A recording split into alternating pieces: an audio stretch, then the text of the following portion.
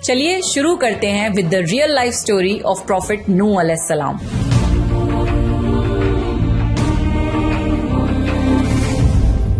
آدم علیہ السلام کی وفات کے تقریباً 1000 سال بعد نوح علیہ السلام تشریف لائے۔ آدم علیہ السلام کے بعد کی نسلیں بہت نیک تھیں، پر تقریباً 1000 سال بعد شیطان نے ان لوگوں کو بہکایا کہ کچھ نیک اور بزرگ لوگوں کو یاد رکھنے کے لیے ان کے بت بنا لو، تو لوگوں نے کچھ بزرگوں کو عزت دینے کے لیے ان کے بت بنا لیے۔ اس وقت تو بتوں کی پوجا نہیں ہوئی، پر کچھ نسلوں بعد کے لوگ آہستہ آہستہ ان بتوں کو پوجنے لگ گئے۔ کفر اور شرک عام ہو گیا اور ایک اللہ کی عبادت بند ہو گئی۔ تب اللہ نے دنیا میں نوح علیہ السلام کو بھیجا۔ اس وقت انسانوں کی عمریں زیادہ ہوتی تھیں اور نوح علیہ السلام کی عمر تقریباً 950 سال تھی۔ نوح علیہ السلام نے لوگوں کو اللہ کی طرف دعوت دی۔ سورہ نوح میں اللہ فرماتا ہے، یقیناً ہم نے نوح کو ان کی قوم کی طرف بھیجا کہ اپنی قوم کو ڈراؤ اور خبردار کر دو، اس سے پہلے کہ ان کے پاس دردناک عذاب آئے۔ نوح علیہ السلام نے اپنی قوم سے فرمایا، اے میری قوم، میں تمہیں صاف صاف ڈرانے والا ہوں، تو تم اللہ کی عبادت کرو اور اس سے ڈرا کرو اور میرا کہنا مانو، تو وہ تمہارے گناہ بخش دے گا۔ نوح علیہ السلام تبلیغ کے سلسلے میں بہت محنت کرتے تھے، دن رات لوگوں کے گھروں اور اجتماعات میں جا کر انہیں دعوت دیتے تھے۔ نوح علیہ السلام لوگوں کو پرائیویٹلی اور پبلکلی سمجھاتے، یہاں تک کہ انہیں یہ کرتے کرتے 950 سال گزر گئے، پر صرف چند لوگوں کے سوا کوئی ایمان نہیں لایا۔ نوح علیہ السلام کی قوم ان کا مذاق بناتی تھی اور کہتی تھی کہ اگر تم سچے ہو تو جس عذاب کا تم ہم سے وعدہ کرتے ہو اس کو لے آؤ۔ نوح علیہ السلام کی قوم سال در سال برائی میں آگے بڑھتی گئی اور نوح علیہ السلام کو پریشان کرتی رہی، اور کوئی ایمان نہ لایا صرف کچھ لوگوں کو چھوڑ کر۔ پھر اللہ نے نوح علیہ السلام کی طرف وحی کی اور فرمایا، آپ کی قوم میں سے جو ایمان لا چکا ہے ان کے سوا اب کوئی ایمان نہیں لائے گا، پس آپ ان کے کاموں پر غمگین نہ ہوں۔ پھر جب اللہ نے وحی کر دی اور انہیں بتا دیا کہ اب کوئی ایمان نہیں لائے گا، تو وہ نا امید ہو گئے اور اپنی قوم کے لیے بد دعا کی کہ اے میرے پروردگار، تو کسی منکر کو روح زمین میں زندہ نہ چھوڑ اور مومن مرد اور عورتوں کو بخش دے۔ نوح علیہ السلام نے جب اللہ کو پکارا تو اللہ نے نوح علیہ السلام کو ایک بڑی کشتی بنانے کی وحی کی، لیکن نوح علیہ السلام نہیں جانتے تھے کہ وہ اتنی بڑی کشتی کیسے بنائیں، تو اللہ نے جبریل علیہ السلام کو ان کی مدد کے لیے بھیجا۔ نوح علیہ السلام ایک پہاڑ پہ رہتے تھے، ان کے آس پاس درخت نہیں تھے، نہ ہی پانی تھا۔ انہوں نے بہت سے درخت اگائے، پھر ان کو کاٹا اور پہاڑ پر بیٹھ کے کشتی تیار کرتے رہے۔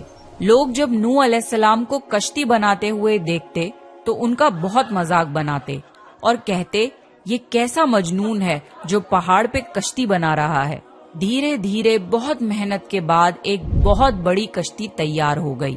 ایک جگہ آتا ہے کہ نوح علیہ السلام نے یہ کشتی 100 سال میں تیار کی۔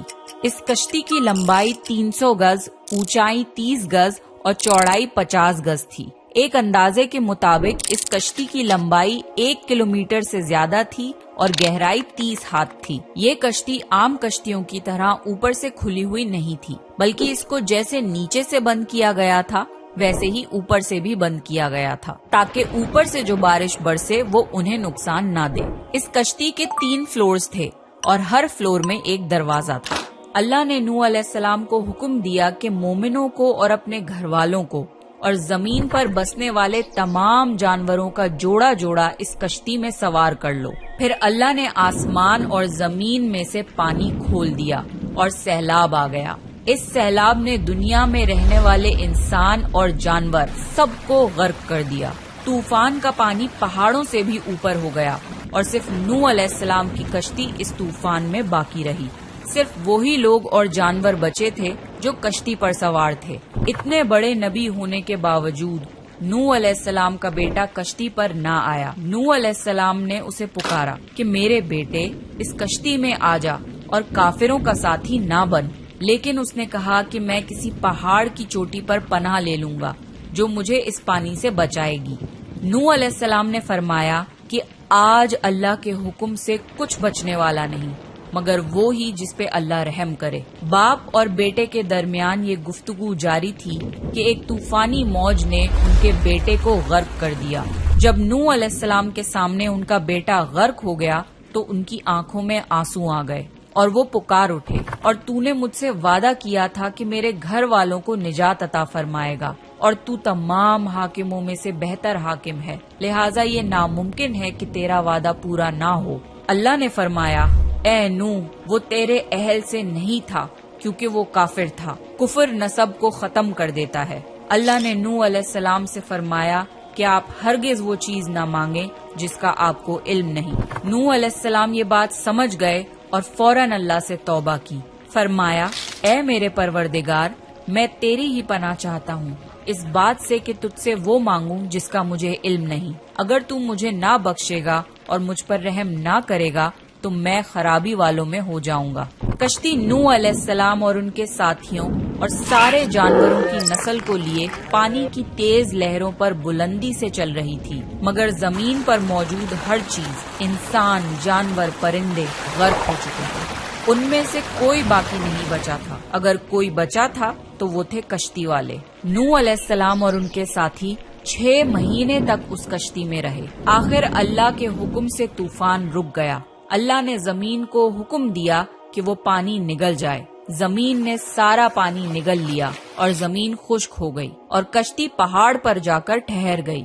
اب انہیں حکم ہوا کہ سلامتی کے ساتھ کشتی سے اتر آئیے، آپ سب پر برکت نازل ہوگی اور ان نسلوں پر بھی جو آپ سے پیدا ہوں گی۔ پھر صرف نوح علیہ السلام سے آگے کی نسل شروع ہوئی اور زمین میں ان کی اولاد کے علاوہ کسی اور کی نسل باقی نہ رہی۔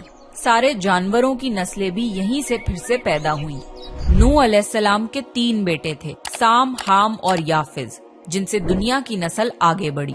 سام کی اولاد گندمی رنگ کی تھی۔ عرب ممالک سیریا، فلسطین اور اسرائیل کے لوگ سام کی اولاد ہیں۔ حام کی اولاد کالی رنگت کی تھی۔ افریقہ، ایبوریجنل آسٹریلیا، انڈیا، ایجپٹ اور سوڈان کے لوگ حام کی اولاد ہیں۔ گوری رنگت کے لوگ یافز کی اولاد ہیں۔ چائنا، جاپان، کوریا اور یورپ کے لوگ یافز کی نسل ہیں۔ نوح علیہ السلام کا چوتھا بیٹا جو ایمان نہ لانے کی وجہ سے برباد کر دیا گیا تھا، اس کا نام کنان تھا، اور اس سے کوئی نسل آگے نہیں بڑھی۔ قرآن میں اللہ نے فرمایا، اور ہمیں نوح نے پکارا تو دیکھ لو کہ ہم کیسی اچھی دعا قبول کرنے والے ہیں۔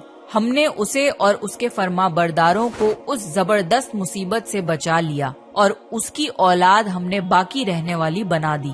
طوفان کے بعد نوح علیہ السلام 350 سال زندہ رہے، پھر نوح علیہ السلام فوت ہو گئے۔ نوح علیہ السلام کی کشتی آج بھی موجود ہے۔ ریسرچرز نے ترکی میں اس کشتی کو ڈھونڈ لیا ہے۔ قرآن میں اللہ نے فرمایا، اور بے شک ہم نے اس واقعے کو نشانی بنا کے باقی رکھا، پس ہے کوئی نصیحت حاصل کرنے والا؟ لوگ سٹوریز کو تو ڈینائی کر سکتے ہیں پر ایویڈنسز کو ڈینائی نہیں کر سکتے۔ نوح علیہ السلام کی یہ کشتی ایک بہت بڑا ایویڈنس ہے اس پورے واقعے کا۔ تو یہ تھا نوح علیہ السلام کا بہترین واقعہ۔ نیکسٹ آپ کون سے